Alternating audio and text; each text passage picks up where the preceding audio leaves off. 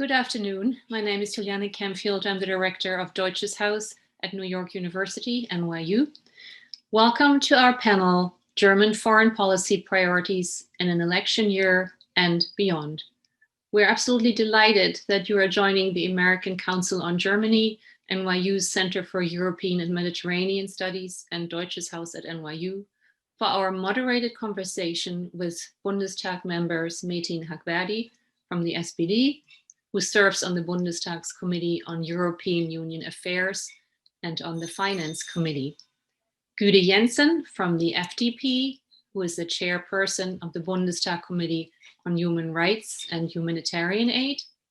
And Omid Nouripour from the Greens, who is the foreign policy spokesperson of the Green Parliamentary Group and also serves on the Committee on Foreign Policy and Human Rights. As the world continues to grapple with the coronavirus crisis, other global challenges abound. Germany and the US have to tackle simultaneous public health, economic, and social justice crises at home. But foreign policy challenges are simmering in all corners of the globe. As Germany heads towards federal elections this September, our three speakers will explore what role foreign policy will play, or rather is already playing right now. This conversation will be moderated by my colleague Christian Martin, the Max Weber Chair at NYU Center for European and Mediterranean Studies, and the subsequent audience Q&A will be guided by Stephen Sokol, the president of the American Council on Germany. The American Council on Germany will post the more extensive bio information for all the speakers in the chat. So if you want to read more about their accomplishments, check your chat and read their bios there. And before I hand things over to Christian Martin, I just want to thank everybody. I want to thank the three speakers for making time in their busy schedules for joining us today. I want to thank the American Council on Germany, especially Steve Sokol and Christian Martin, of course, and his colleagues at the Center for European and Mediterranean Studies. And I want to thank you, the audience, for being here today, for making time in a Zoom-heavy life and overcoming Zoom fatigue on this, Monday. I had to ask myself, which day are we in today? And that's also a sign of fatigue, everything fatigue. So bear with me, I'm almost done. I also want to thank the DAAD, the German Academic Exchange Service, for their continued support of our academically inclined programs, and my colleagues at Deutsches Haus and NYU, especially Sarah Girner, Adriana Diaz, Linda Kürzel. So that's it for me. And now, Christian, the floor is all yours. See you later. Bye. Thank you very much, Juliane. Thank you, Stephen. And thank you, our guests today. It's an honor to have you on. It's as we are headed into the election season, maybe it's telling that the two members of the opposition parties are already there while the government is still stuck in traffic. But we are very much looking forward to welcoming Metin Hakverdi as well when we talk about foreign policy in this panel. When we think about foreign policy in Germany, we usually don't think about European integration and European issues because it's so closely intertwined with everything that's going on in Germany. And because of that, I would like to start my first round of questions with just this European topic. And my first question goes to Gyde. Gyde, your party, the FDP, has always been pro-integrationist, pro-European, like all the other established parties in Germany. Yet among these established parties, it has been the most integration critical, especially when it comes to issues of financial integration, a common financial fiscal policy. And until very recently, the FDP, together with other parties, was adamant about not issuing commonly denominated debt. That changed during the Corona crisis. The FDP has voted with the other parties that Germany should participate in the Corona Relief Fund at the level of the European Union. So I'm wondering if heading into the election and potentially after that, where do you see the FDP sort of going when it comes to European integration? How willing is the party to go along with further steps to integrate fiscal policy? How hesitant would the party be when it comes to going beyond the emergency relief and maybe making this commonly denominated debt a regular debt instrument? Do you have any thoughts on that, Gyde? Yes, thanks for the question. I think this time, these pandemic times are very special ones that also are in special need and have a special need also for decisions that we took in the Bundestag. So on a very personal note, I was very happy that my party group also decided on joining in this decision, because in my opinion, when we are talking about solidarity in Corona pandemic times, it's not only also on a European level, not only with regard to financial solidarity, but also it is with regard to financial solidarity. And that was one example how we could solve a problem that is that needs to be solved on a European level or beyond that, because we all know that a pandemic is something that affects all countries in the world. And we're currently talking about the value of having the ability to get vaccinated in Germany, but still there are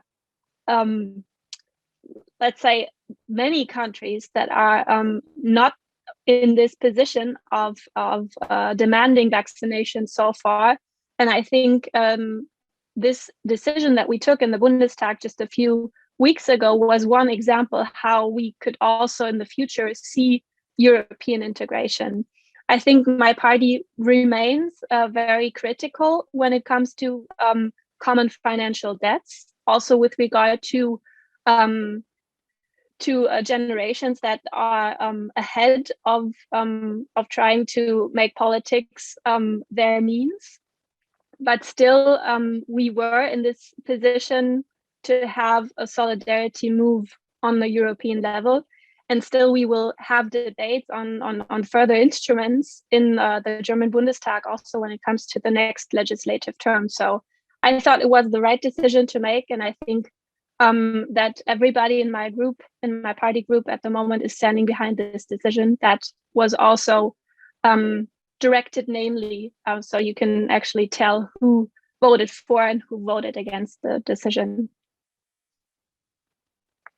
Thank you very much, Gyde. Omid, let me ask you. Your party will most likely, in most scenarios, play an important role after the election. Maybe you will be in a position that the Chancellor, Annalena Baerbock, is from your party. Maybe not, but most likely you will be part of the government. Now, the Greens are the most integrationist party in Europe, very integration friendly, very post-national in their ideology. On the other hand, Germany, as the largest economy, is the indispensable force in Europe. If anything European is to happen in Europe, it has to happen with Germany. How can you reconcile this post-nationalist, pro-integrationist stance with the German position of a reluctant hegemon? Will there be more German leadership under a green government, a government with green participation? What would happen in a reiteration of the European sovereign debt crisis? Would the Greens be willing to be as outspoken and as, some would call it hegemonic, as Germany proved in that crisis, to get other countries to do what Germany perceives as the right thing? Let me, first of all, express my gratitude for having me, especially to ACG and also thank you to the New York to NYU asking me and inviting me without asking for an academic degree. The answer to your question is yes and no, because of course there is a lack of leadership in Europe. And no, it's not about standing up and playing the dominator. Let me give you one very brief example on that. I was part of a call we had with fellow colleagues of ours from Spain, talking about the pandemic situation in our countries. And we sat there and we got a message, all of us got a message that there is this Macron-Merkel stimulus package proposal of 750 billion euros for Europe. And the first reaction all of our fellow colleagues from Spain showed was, okay, it's German, French again. Okay, this is, of course, Europe won't go anywhere without Berlin and Paris. But just Berlin and Paris coming together and deciding is over, at least for the last 20 years.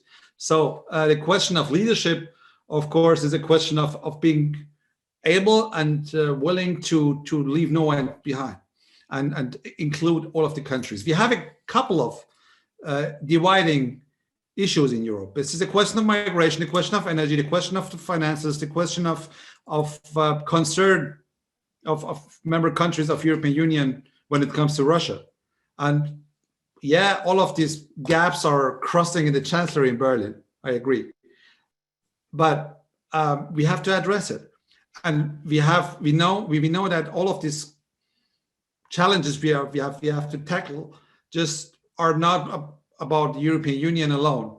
The question of Russia, of course, is addressed also by NATO and by the reassurance measures of NATO taken in the Baltics.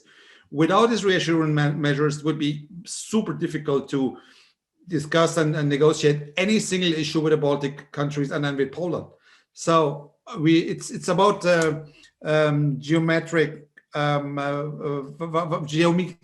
variable. I think it's a term has been invented by Sarkozy, and it's the only time in my life I'm quoting that guy. But at the end of the day, it's not about one single axis going taking the lead. It's about different variable geometries taking leads on different issues, and at the end, bringing anybody together. Thank you, Omid. Let's stick with Europe for a moment, and I would like to ask Gyde, is there enough conditionality attached to the rule of law mechanism in the European Union? Should there be a stronger stance vis-a-vis countries like Hungary and Poland? And how could we go about it within this, after all, strange mix that is the European Union? We're dealing with sovereign nation states that have signed an international treaty that they will stick to certain rules. How to enforce them? I think Omid is with me when I say that we need more conditionality when it comes to financial aid or financials that are guaranteed to all member states. But in direct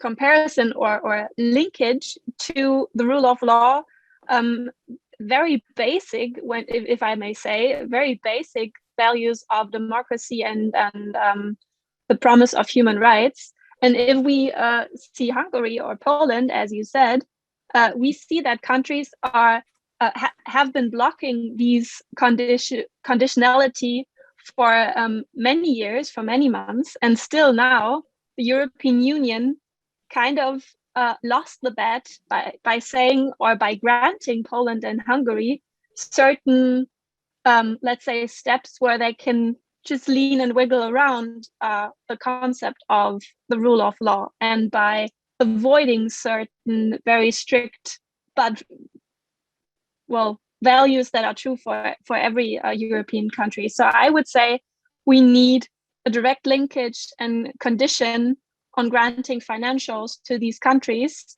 and we should also be in the condition to take them away again if we see that they're not abiding by the rules that we set ourselves in the European Union. So there could be it could be a means where we could be a little more strict with Hungary, also with potential new member states, because if they see this theater, that, if I may call it, sometimes it is a theater, they might be trying to get these new rules that have also been applied by for Hungary and Poland. And I think that shouldn't be the case, because these rules and values are so basic that we need to be credible also in the world. And if we are not applying these same rules for all member countries, it's very hard for us also in the European Union to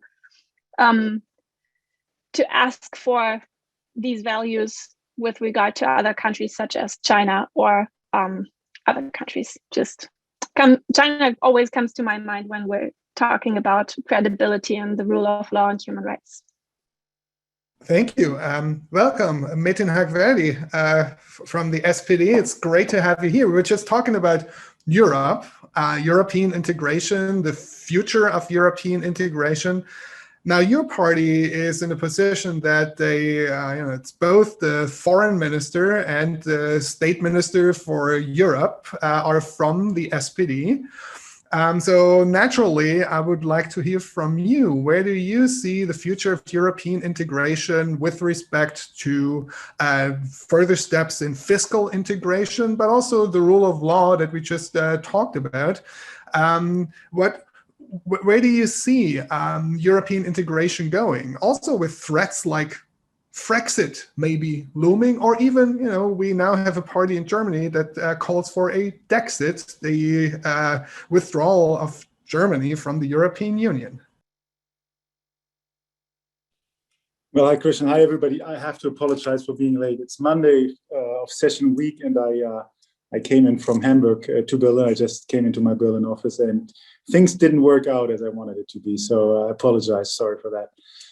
Always difficult to enter a discussion when Omid Nouripour had the opportunity to start without me. So I can't. I don't know what he said so far. Always difficult.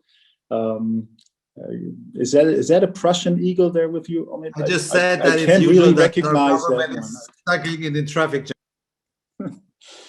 No, serious question. Usually, I would separate two issues concerning the European Union and European integration: interior and foreign affairs of the European Union.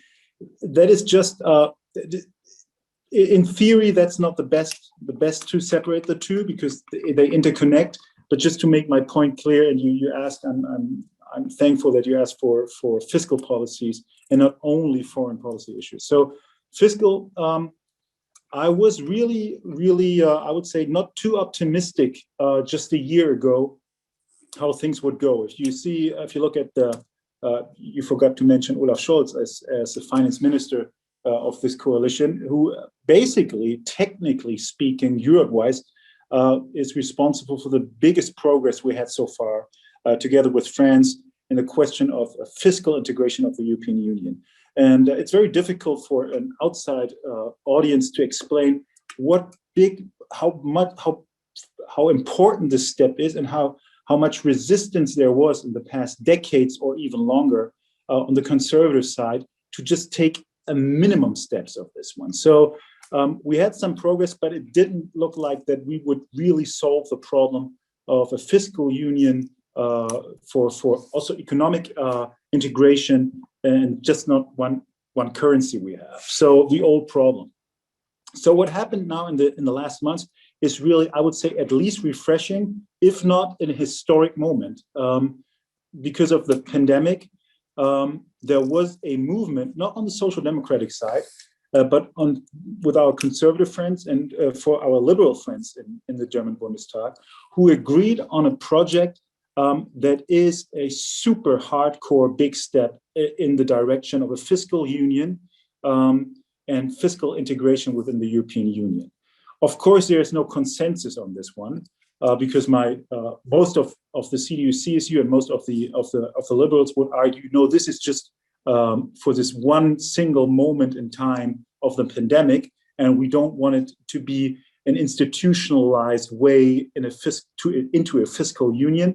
We had actually, I recommend that just 3 weeks ago, we had a hardcore debate in the Bundestag exactly about this issue, because Olaf Scholz used the term Fiscal Union, and Michael Roth also used the wording Fiscal Union, and it was outrageous about this. So, but we managed. First of all, the good news is we managed to pass the German vote within the Bundestag with a 2/3 majority to go this step beyond the old stuff towards at least to establish a rescue plan, a European rescue plan for the pandemic.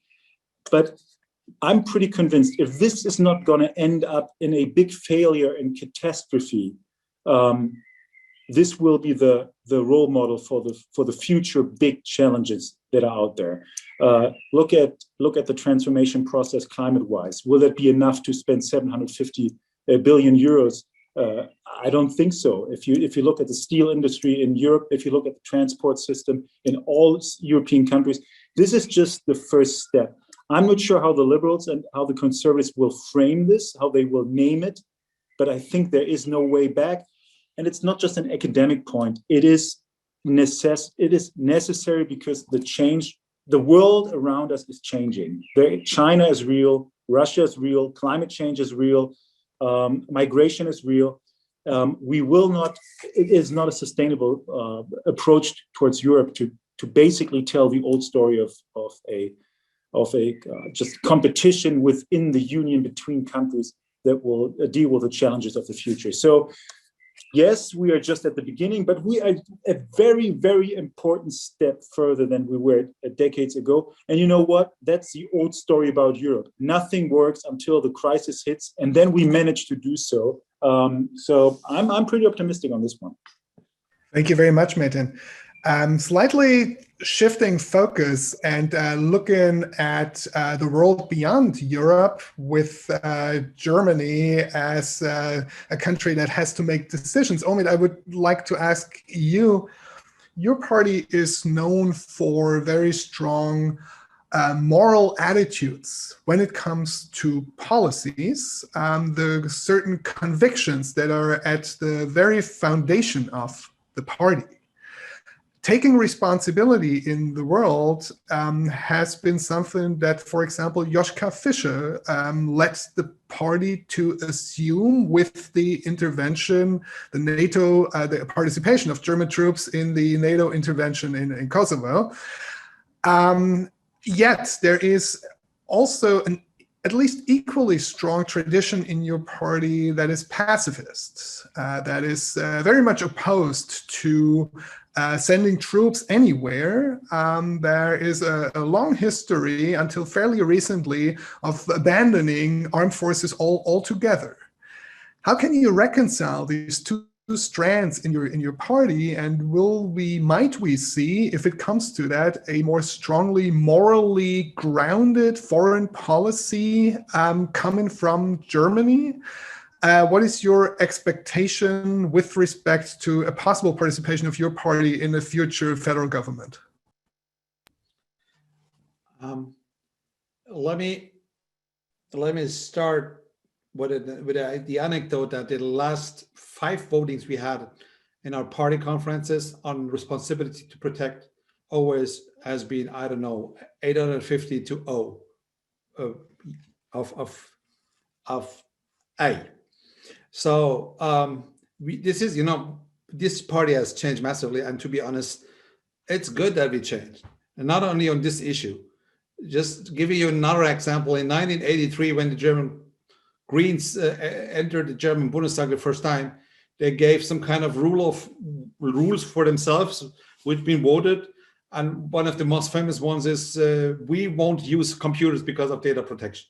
Okay, so we changed, and I'm very proud of that. The question of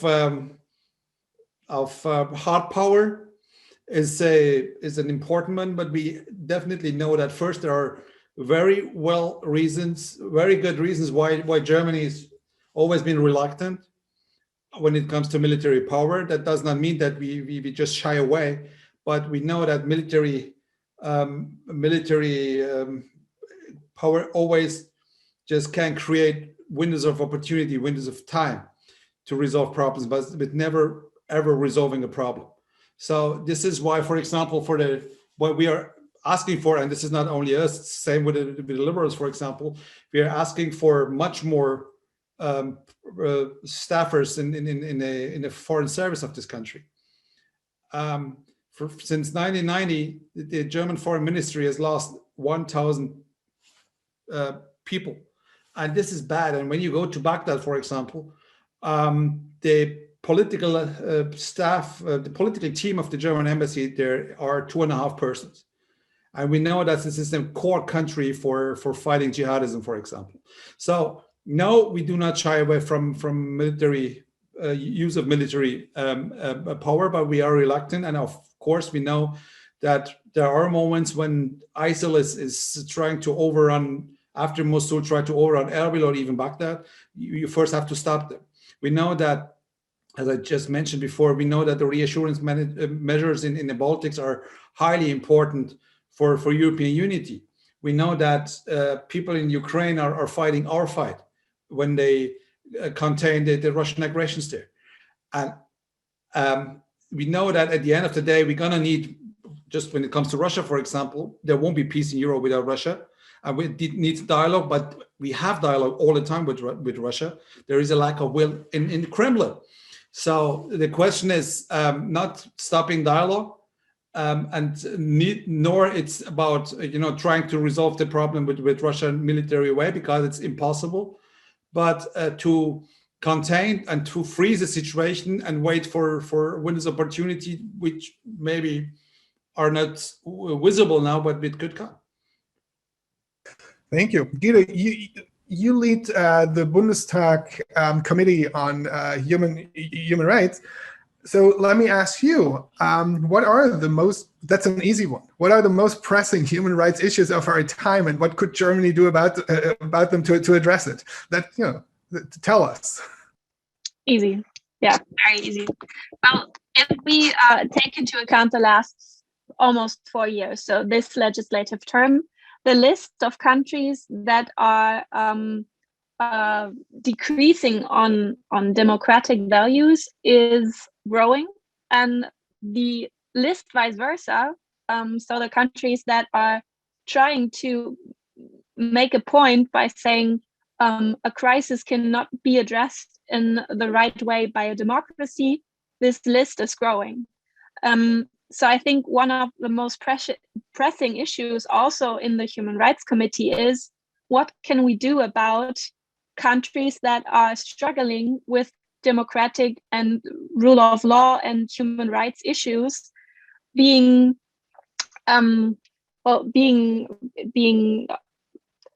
addressed by authoritarian regimes such as China, such as Russia. Also, I would definitely also say Turkey, who try to make a point by saying democracy doesn't solve anything. I would definitely say that is not true. It's the opposite is true, and we need more cooperation, not only with the Biden administration, also with Five Eyes in total, with countries that are desperately wanting to get more engaged with the European Union. So it's not a question for Germany as such, or for just one committee, but we need more also integrated and more cooperation means from Germany, from the midst of the European Union. So the question that we see also in my committee and in the work that we do is, there are certain countries who need reassurances. Also, when it comes to, we are standing behind you when autocratic countries are trying to destabilize your own structures in your country. But that also means we stand behind you financially. We stand behind you when you are in need. Omid talked about Ukraine, for example. And so this question is a question for every committee in every parliament, also in the Council of Europe, where we have countries such as Russia, Ukraine, Azerbaijan, or Turkey in one parliamentary assembly. So I think we have to draw some red lines that we don't want to be crossed, or if they are crossed, there are consequences, and there need to be consequences. We can talk about how they should be enshrined and how they should be carried out.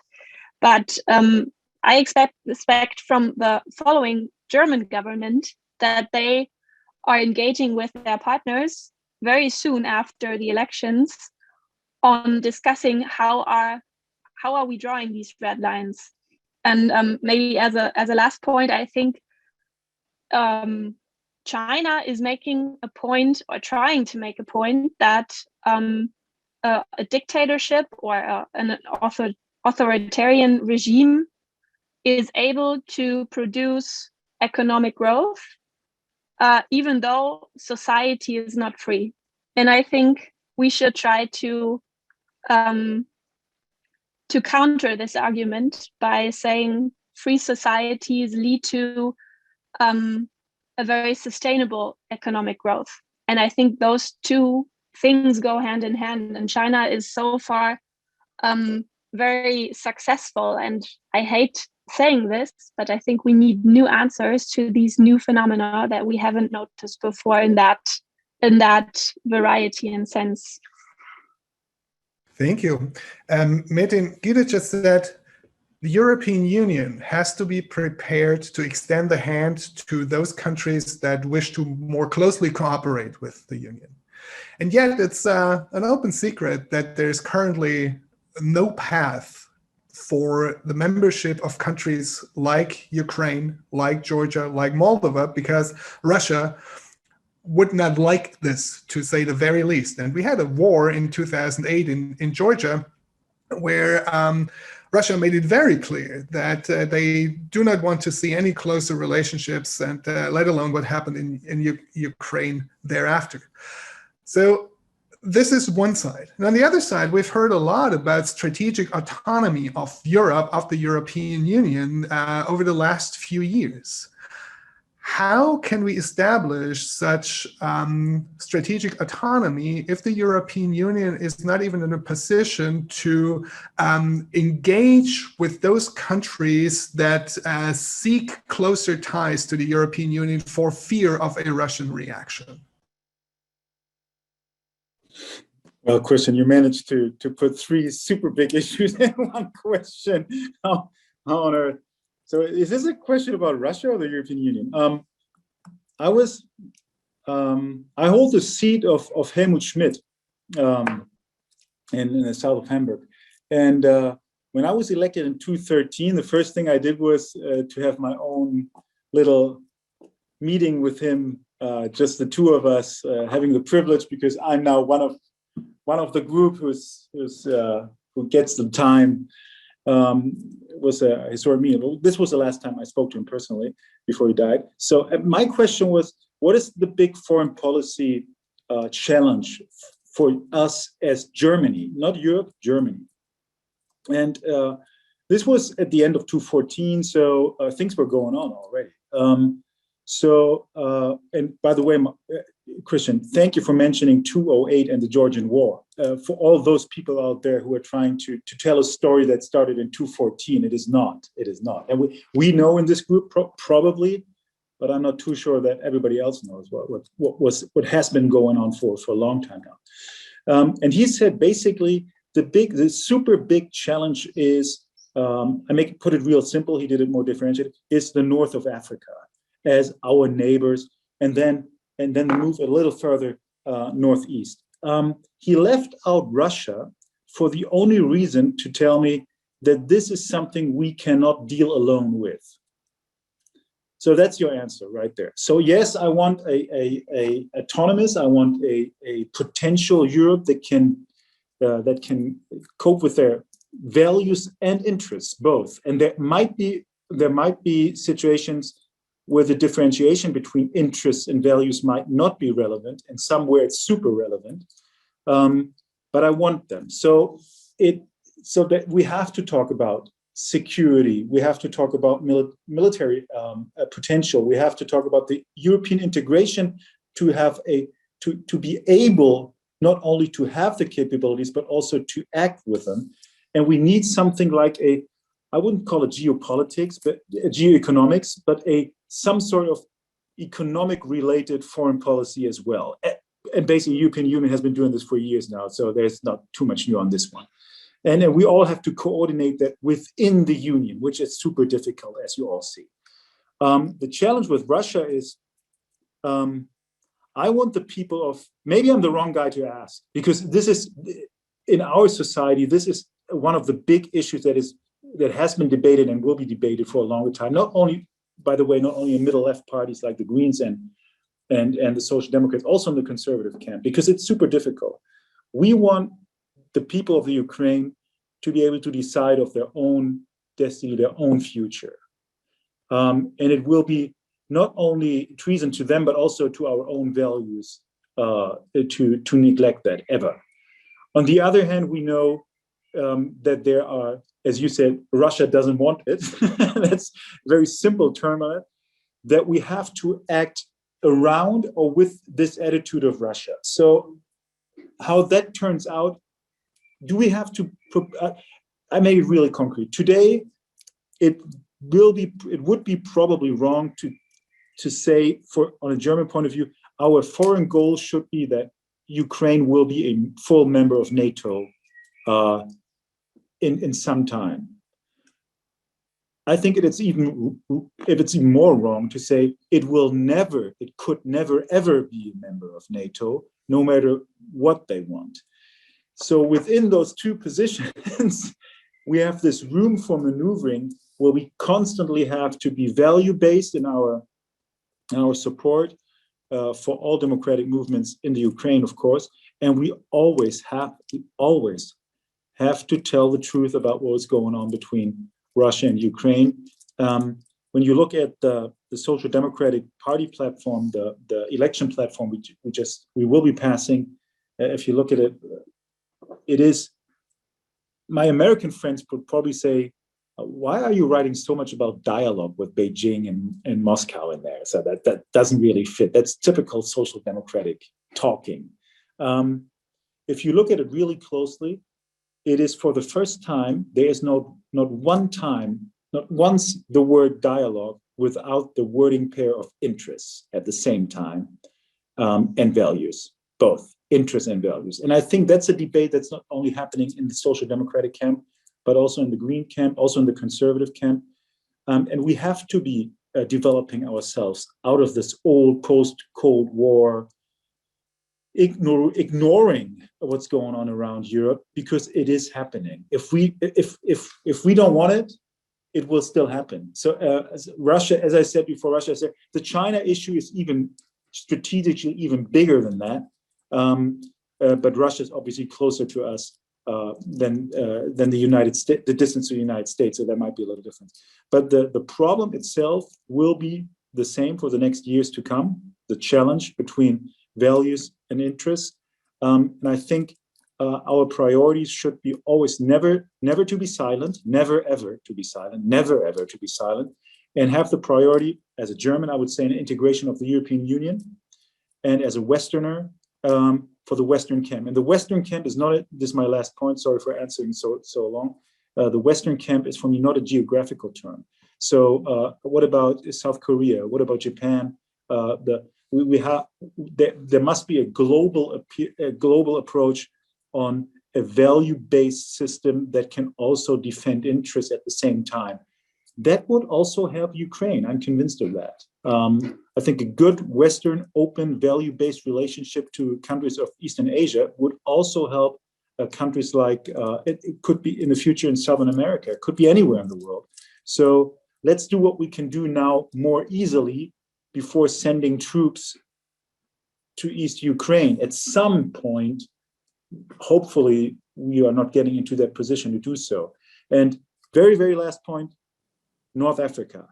So there's good reasoning to have all this attention to Russia. It's a good reason to have all the attention to Ukraine. It's impossible for that. But there are other challenges out there where Europe has to get their homework done, not anybody else.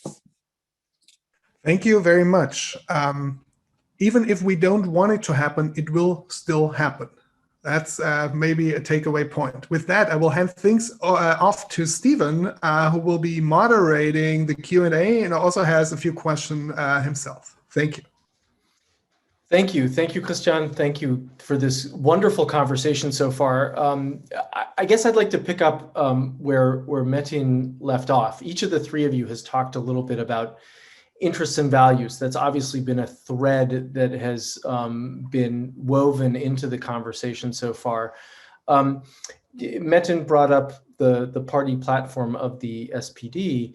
And I guess I'd like to ask each of you sort of the core question that I had going into today's event, which is, what role do each of you think foreign policy will play in the election? And Gyde, let's maybe start with you, go to Omid, and then Metin. Do you think foreign policy is important in the upcoming election campaign? Well, if we open our newspapers, I would say the news suggests that it is. But if we ask around in Germany, what is the most pressing issue for you guys? People tend to say there are social issues, economics, when it comes to getting out of the pandemic. So foreign policy, I think, is something that people have in the backs of their minds, but would not say this is the number one topic for me on the basis of which I decide whom I will be voting for. And I think that's, I wouldn't hope for, because I would love that also German society thinks a little bit more far ahead and makes decisions based on not only the upfollowing months, but years and maybe decades. But so far, I think foreign policy is an underlying topic that is not so much on the forefront of everything. Still, I think we have an important role to play when it comes to the next, let's say, decade, where Germany has to pull the strings together with friends and other European partners, but also transatlantic partners. But I think voters will not say this is our number one topic so far. I'm disappointed about that, but I can definitely understand everybody who says, well, I need to take care of my kids and I need to make sure that I have a job in the next year, and politics needs to assist me in that. Thank you. Omid. If I may, would love to disagree a little bit with that, what Christian just asked before I asked you a question. Because Christian, you were just asking about European autonomy. And to be honest, this is a myth. There is no autonomy for nobody. There never, ever will be a German autonomy, a European autonomy, an American autonomy. North Korea is does not have any autonomy. We are entangled. So I would put it in a frame of sovereignty. And in a moment when Gulf countries are paying European countries as proxies so they can battle their fight in the eastern part of the Mediterranean, it's about sovereignty. And in the moment when the former U.S. president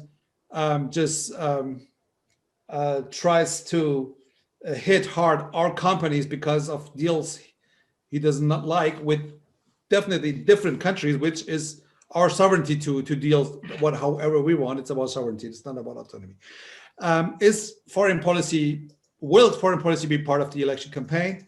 To be honest, usually we do not know, and usually it depends on what happened in the world. I remember very well in 2002 when the election campaign of Schröder and Fischer has been decided also by them opposing the war in Iraq, for example. Is there such a case in this moment? I would say no, but obviously there is this one super big issue, and this is the question of how to deal with a pandemic worldwide.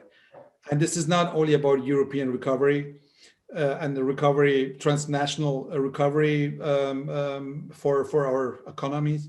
It's definitely about China and Russia and a couple of other countries playing some kind of a vaccine diplomacy in these days, playing hardball with fake news about our vaccines, the vaccines which has been created in the Western Hemisphere, and just lying about their own vaccines.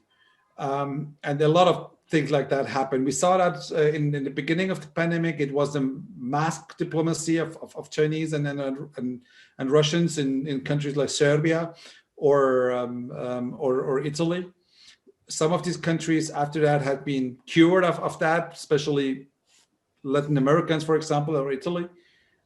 Serbia did not, because of the president of the country. Metin could tell you much more about that than I can, but this world famous presser of President Vučić kissing the Chinese flag is, I think, was a bizarre thing to watch, because he got masks from Chinese. He paid with European funding, but with the funding of the European Union, by the way, which is what you forgot to mention. But we are seeing that the question of vaccine is driven hard. I just can suggest to anybody to watch the German language Sputnik 5 Twitter account. This is this is more than bizarre. Just announcing all the time that this is that. Oh, I knew another Twitter account the same way, which has been shut down on January 6th in the United States. But it's about I'm the greatest and all of the other vaccines are bad. And this is not about it's not just a joke. It's happening in a moment when the entire world is waiting for vaccines. And so I think this question, fighting back this misinformation and this hoax campaigns, and being generous to the world, not only, by the way, by giving money to COVAX. And I'm very happy that President Biden not only announced but brought back the United States to COVAX, but also giving vaccine is super crucial for the entire future of the planet. And I just can repeat it. It's not only about money.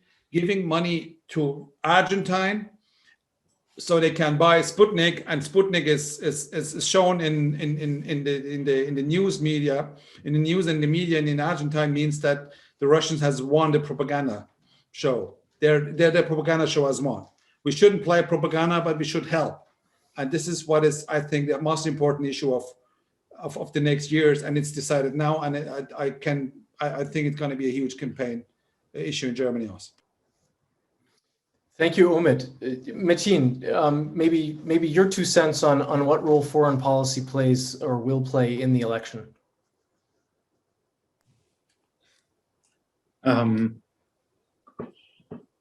Probably none.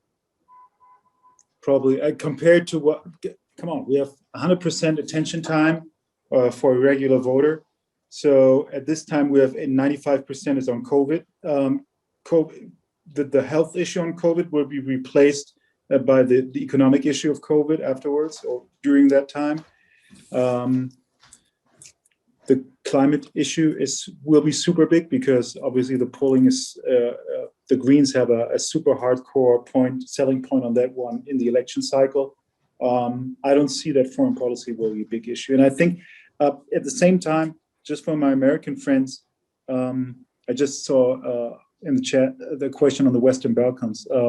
So having spent a political lifetime to get the conservatives to agree on succession talks with accession talks with the European Union and the Western Balkan states, I think we are slow like always, but it doesn't look bad. Come on, the conservatives have agreed, and the conservatives in Germany have agreed on talking with the Albanian government about becoming member of the European Union and North Macedonia. Come on.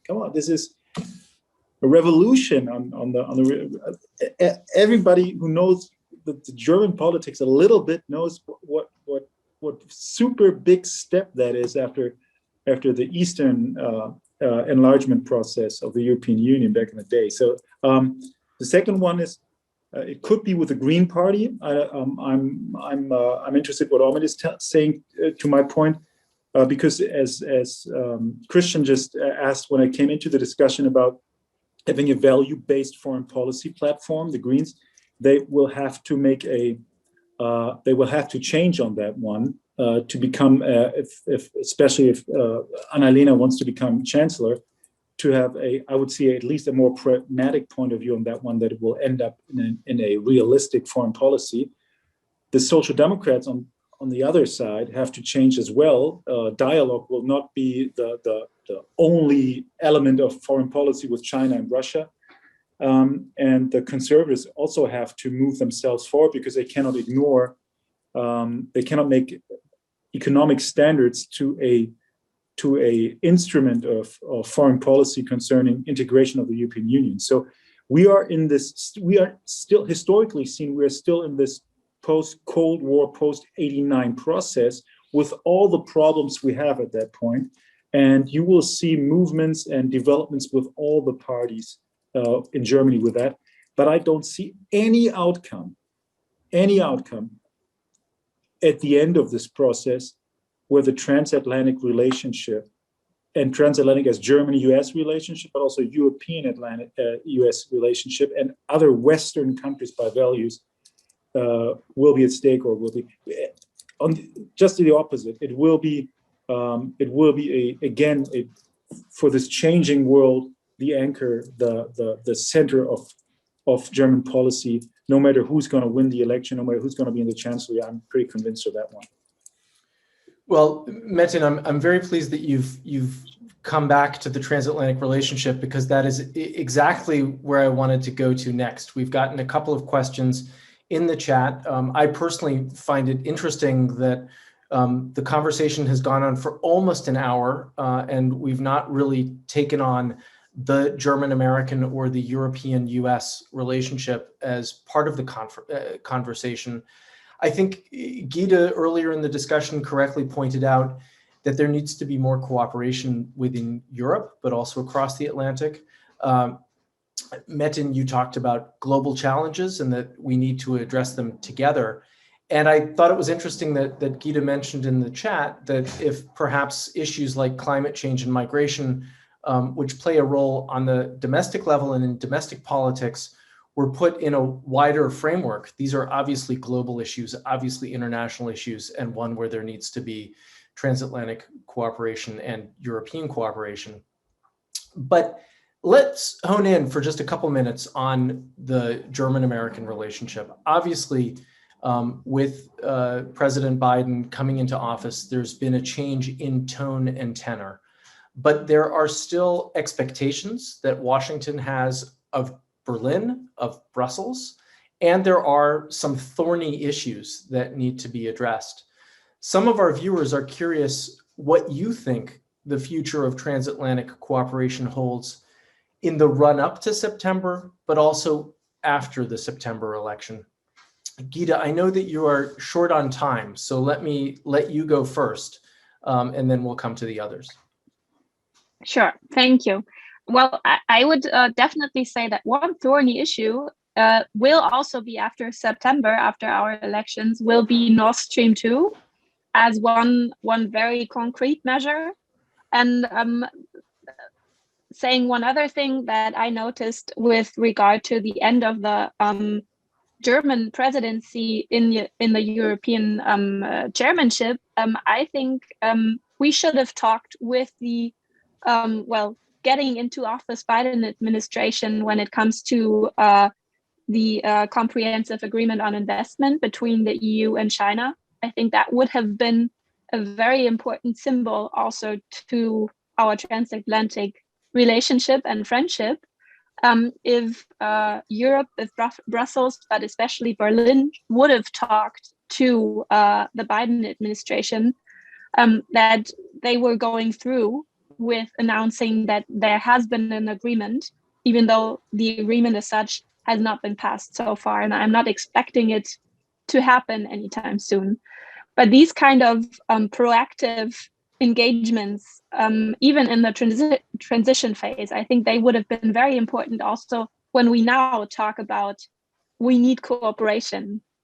I think things like this discussion today, meetings and all of these actions that you're doing for and from the American Council on Germany, Atlantic Brücke, all these kind of networking measures need to be taken up in the following months, even though we are campaigning. And but these two things, I think, could have been addressed a little earlier on, and also a little bit more confident from a European side, because I think there is a very, very important difference between values that we share with our transatlantic partners, with the US, in direct comparison to Russia or China. And I think sometimes in our discussions that we also share in the Bundestag, this impression should be more black and white than it sometimes is addressed to, if you know what I mean. Sorry. And I'm just going to zoom out in a few minutes. I'm sorry, but thank you very much for giving us the opportunity to discuss very important question. Gyde, thank you so much for being with us today. Omid, let me come to you next with this question about the future of transatlantic cooperation, and let me also fold in another viewer question. One of our viewers is curious how your party will reconcile its anti-Russia and pro-NATO positions on one side with its dislike of U.S. nuclear arms on German soil and its opposition to German participation in nuclear sharing. First of all, let me wonder why Metin is laughing, because the question should go to the welcome in the German club. Office Welcome Parliamentary in the club, Omid. Second, before Gyde leaves here, I just don't want to miss the opportunity to announce that these three parties here are the next majority in German Bundestag. But coming to your question, first, my party has been founded also with a pillar of those people who want to get rid of nukes. And to be honest, I'm part of these people. I'm a member of Global Zero, and I'm very proud of it. And when I talk, and I know a lot of people in the current US administration also are Global Zero believers. Second, we know that there is a long way to get there, and we know that it's a long way to end, for example, the nuclear sharing. And we know that this is nothing we should decide transactionally. And we have to talk to our friends in Europe, especially in the eastern part of Europe, and all of the countries I mentioned before, which are highly concerned of Russia, and we know why, and we take that very, very serious, very, very serious. So we don't want to give up on the goal, but we know that it's going to be a long way, and we're going to go on talking. The question of, but we also have to, I just have to say that a lot of deterrence scenarios I'm seeing today are just a blueprint of the Cold War, and definitely not realism. There are only two scenarios for a first strike, for example. One is hitting Moscow, and the second one is hitting our own lines. This is, by the way, has been the plan of the Fulda Gap. I'm from Hesse. In Hesse, there have been plans for nuking parts of my federal state, for destroying the way, the path for the red tanks to the strategic, highly important city of Frankfurt. These are the first strike scenarios from this Cold War, and nothing else, and none of them is a realistic one today. So there are also questions of the first strike, question of reducing the numbers of. So it's not, just coming in and we know this won't be this way and we are getting rid of nukes. But if we give up the goal, I think it would be a huge mistake, not only for us, but the entire humanity. And I still can remember the President Obama's speech in Prague, and I could still sign any single letter of this speech. Thank you, Omid. And now to you, Metin. What's your assessment of the state of the transatlantic relationship now, but also after the election? Let me use this for my own personal broadcasting issue to the American audience. Everything is better after the election from November. Everything is better. Everything is better. And that does not mean that everything has changed in the United States, but that gives you a role book example of how diplomacy and international relation works or how it does not work. So everything is better. Good job, guys. This is where we wanted to be. It's not God-given that it will stay this way. It's a result of elections. So never forget this. Never forget this French voter. Never forget that German voters. And never forget US voters on that one. I make it really short because it's a super big subject generally. So the American taxpayer is paying a ton of money for the transition in the next years.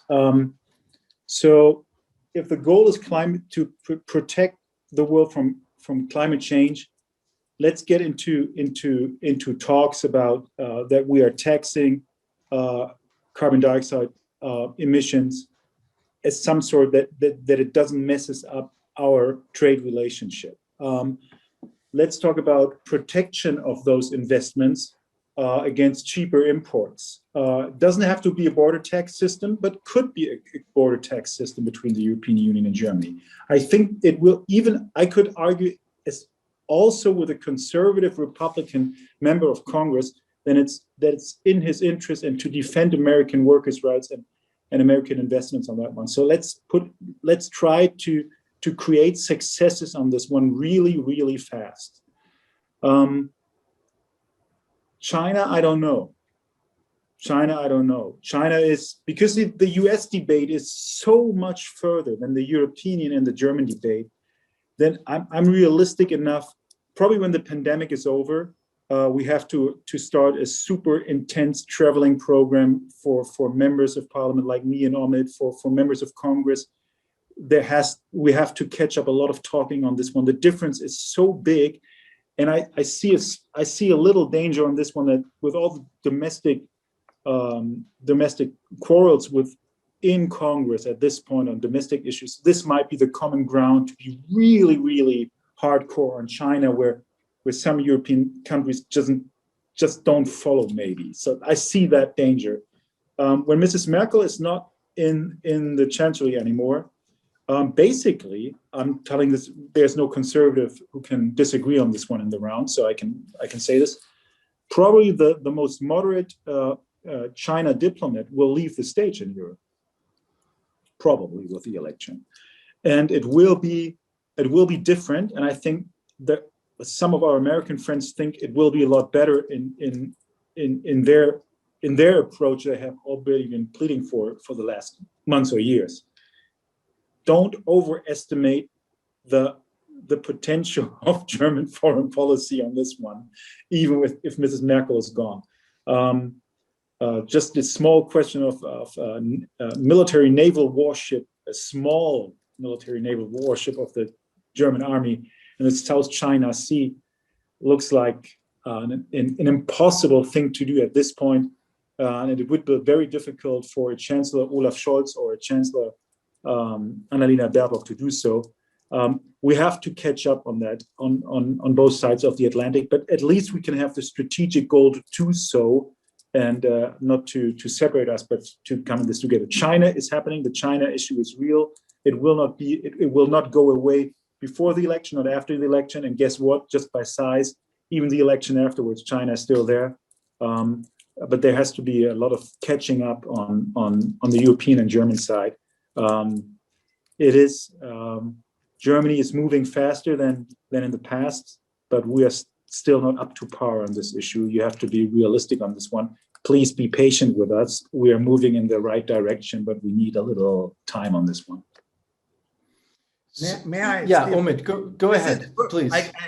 I love my friend Metin, and we are discussing all of these issues for decades. This is the first real disagreement I discovered, so I'm very happy that I can go for that if I may. First, I just want to beg anybody in the audience not to underestimate German diplomacy and German soft power. And second, Yeah, there is a battleship now, German battleship now on its way to the East China Sea. Hey, this is cool. And all of the parties of ours are which, you know, liberals, the conservatives, the social democrats, and the Greens are supporting this, because Germany is, for example, the chair country of the UN sanctions committee on North Korea, and just taking a chair in the United Nations is not enough. So it's, of course, it's showing some kind of another level of ambitions, which is the right thing to do. We definitely won't go there to shoot at Chinese ships violating the sanctions. This is, and they know that we won't go there for that. But to be honest, Omid, just one small question. Just let me finish that and then tell me that. It's a friendly pitch. It's a friendly pitch. Forget China. Think about Myanmar. Would a German, a green chancellery, a government in Germany with a green chancellery would really post a military response on a regime like in Myanmar? Not talking about China. I think we are still not there. Metin, let's stick with China. No. Obviously, the situation in Myanmar is one that concerns us all and one that we are following. But we're. Excuse me. May I, Steve? I just finish my thought. When I talk about Myanmar, I just cannot forget China, because it's all about China when it comes to the junta in Myanmar, because they're backed by them. What I just want to go for is, when you talk to scientific researchers all across the globe and how they see international geostrategy, they talk all the time about power projection. And China, especially Russia, is playing power projection masterfully. And we do not even think about it. And this is a huge mistake. So this German battleship in the Eastern China Sea won't resolve any problem, but it's good to have a flag there. It's highly important to show that we are alive and we are there. Let me ask one more question about China, and then I have a couple of short closing questions for the two of you. And I guess the question about China, and it ties in with the transatlantic relationship, is I'd like to hear from each of you where you see opportunities for transatlantic cooperation when it comes to China.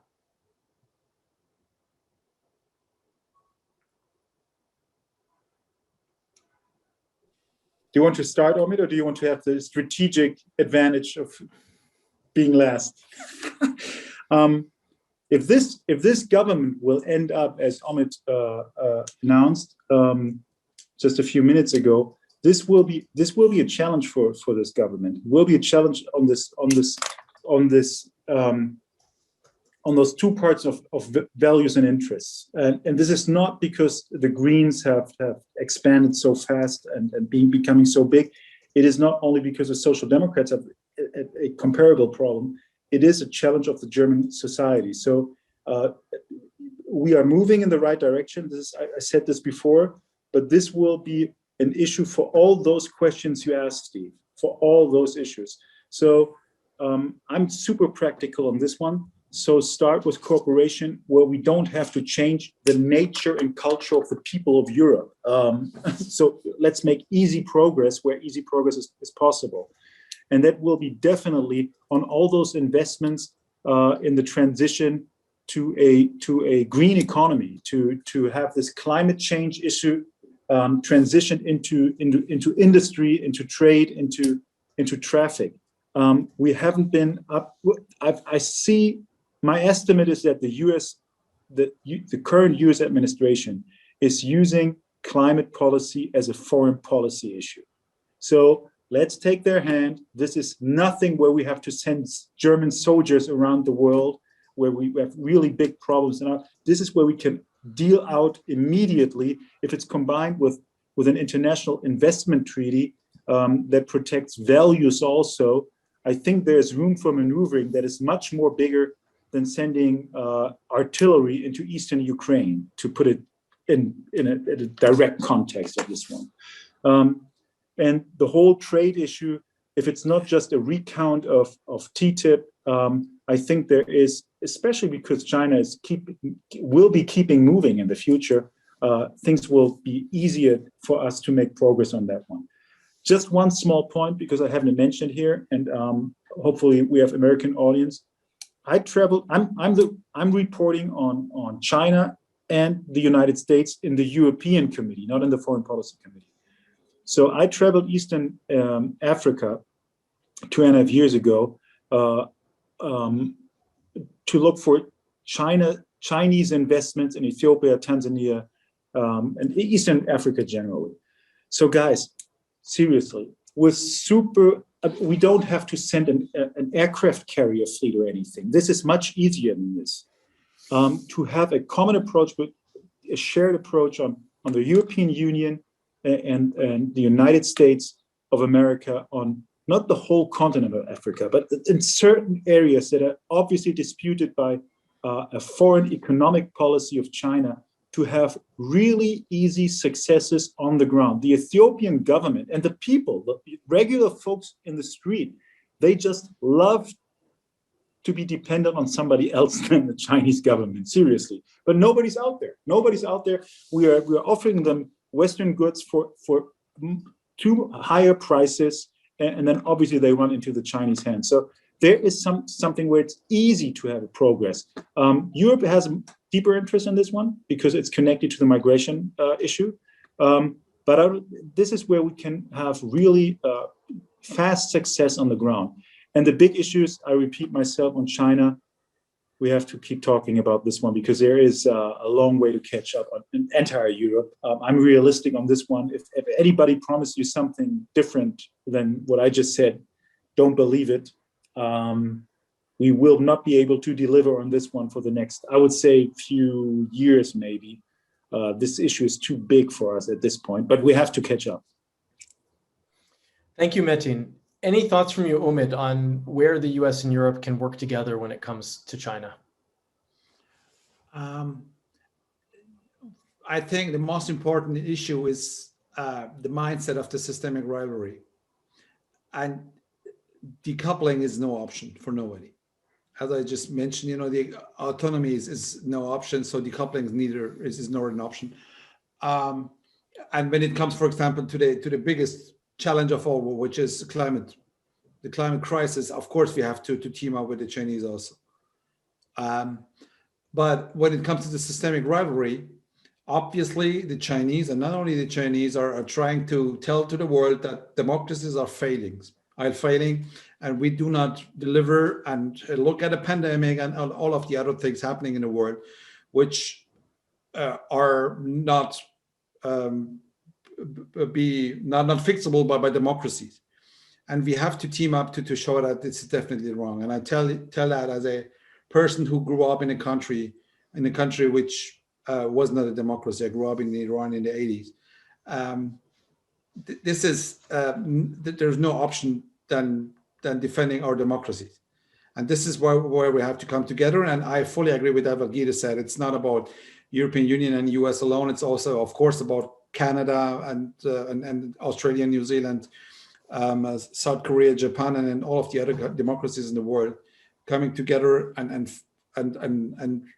standing together.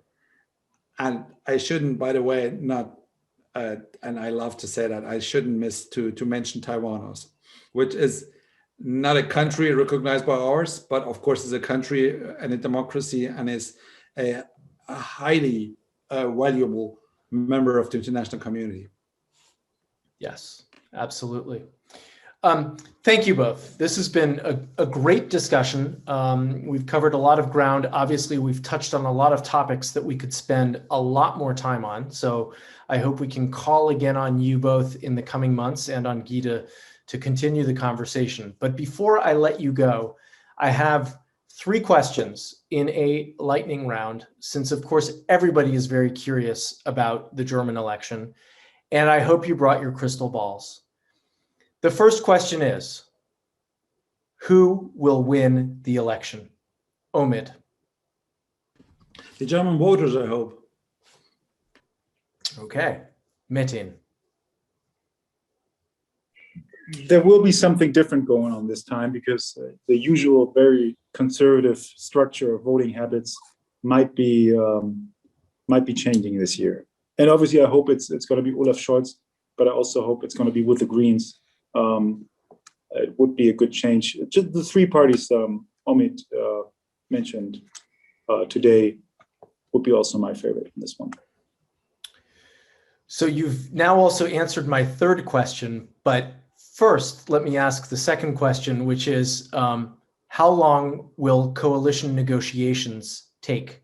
Of course, last time, 4 years ago, it was a record, right? Not a good record, over 100 days. How long do you think coalition negotiations will last this time? Okay, you want me to start? Sure. To be honest, it's a very serious question. Of course, it depends of our voters and their decision. But I pray to God 5 times a day that it's going to be a quick fix.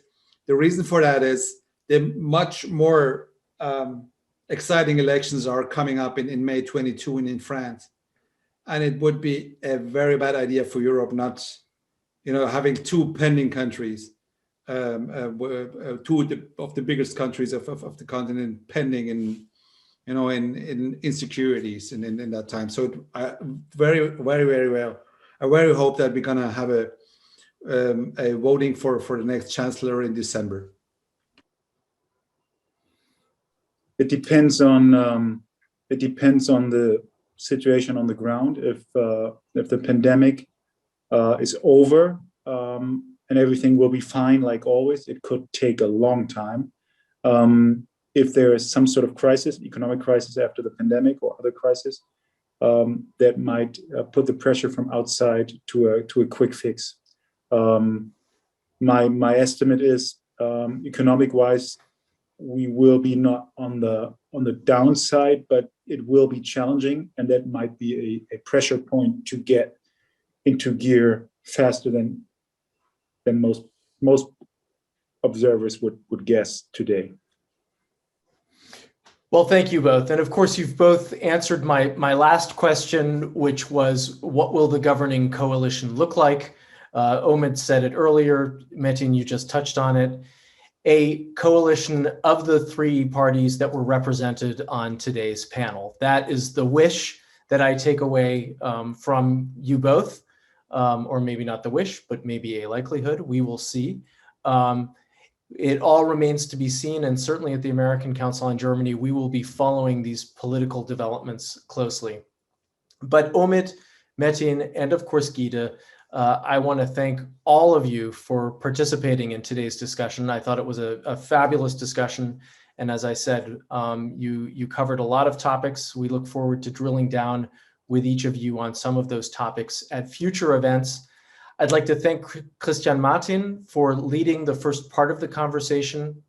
And of course, I'd also like to thank Deutsches Haus at NYU and NYU's Center for European and Mediterranean Studies for partnering with the American Council on Germany on today's event. I'd like to thank our viewers for the wonderful questions and for participating today. Let me wish everybody good health in the coming weeks and months, and I hope that we'll see each other soon.